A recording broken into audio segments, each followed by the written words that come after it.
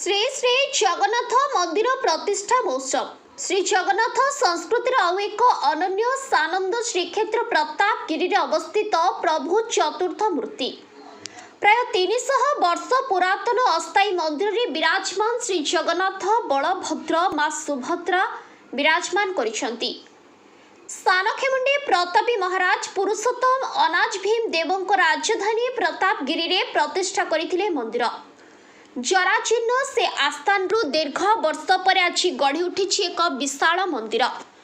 ग्रामवासी आप्राण उद्यम एवं अंचलवासी सहयोग से चतुर्धा मूर्ति मंदिर प्रतिष्ठा महोत्सव महा आडंबर चली 22 तारीख रु 1 मार्च जाए सप्ताह व्यापी उत्सव रे प्रथम दिन में कलश यात्रा रे हजार हजार महिला जल यात्रा रे सामिल एक वर्णाढ्य परिवेश रे ग्राम परिक्रमा करी यज्ञ स्थल को प्रवेश करथिले।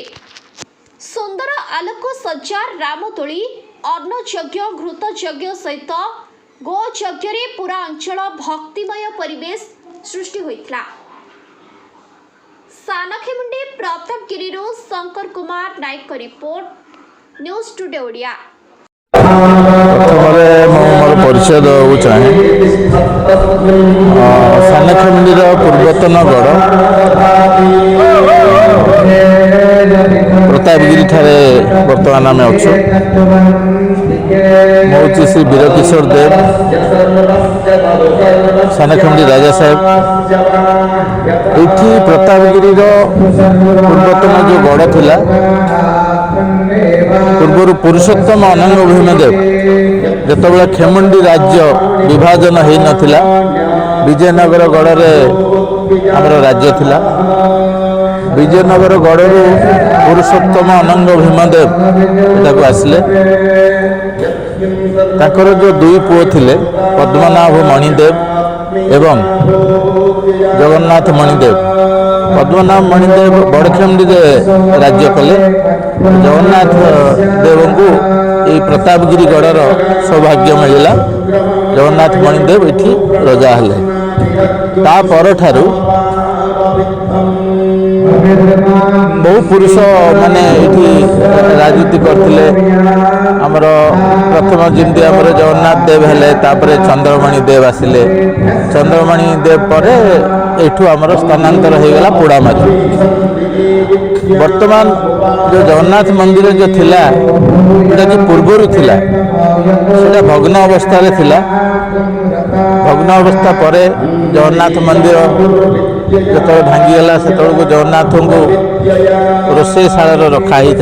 आराध्य देवता आश्रयस्थली ये आश्रयस्थली दीर्घ दिन पूर्वर जराजीर्ण अवस्था रही से आज जगन्नाथ आश्रयस्थली हो पार नाला। जाफल उक्त ग्रामवासी प्रतापगिरी ग्रामवासी प्रचेष्टा एवं अंचलवासी सहयोग एवं प्रशासन अशेष सहयोग लगी आज ये प्रतिष्ठान आम सामने ठिया जार कि आज प्रतिष्ठा उत्सव जोशरे चलती। किंतु पूर्वर यही जगन्नाथ एक विराट रथ यात्रा होता।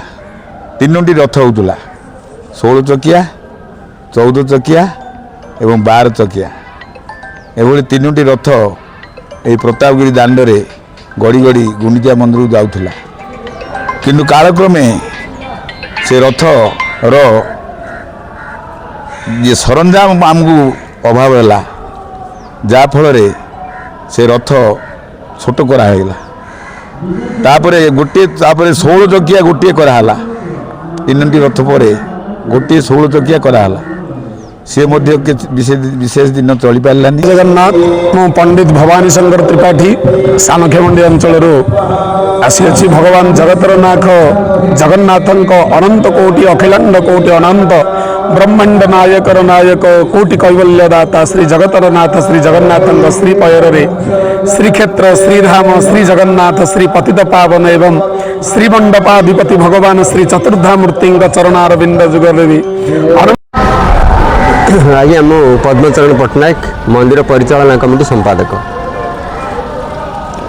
এই জগନ୍ନାଥ ମନ୍ଦିର ଉପରେ କ'ଣ କଥାବସ୍ତୁ ରହିଛି ଯାହାଦ୍ୱାରା ବହୁତ ଦିନ ହେଲା ଏ ଜଗନ୍ନାଥ ମନ୍ଦିର ଆଜ୍ଞା 3 ଶତାବ୍ଦୀର ମନ୍ଦିର। ଏ ଗାଁ ଯଦିଓ ପ୍ରତିଷ୍ଠିତ ହୋଇଥିଲା 1608ରେ, କିନ୍ତୁ 1730ରେ ପୁରୁଷୋତ୍ତମ ଅନଙ୍ଗ ଭୀମ ଦେବ ଏଠି ଚତୁର୍ଦ୍ଧା ବିଗ୍ରହଙ୍କୁ ସ୍ଥାପନ କରିଥିଲେ।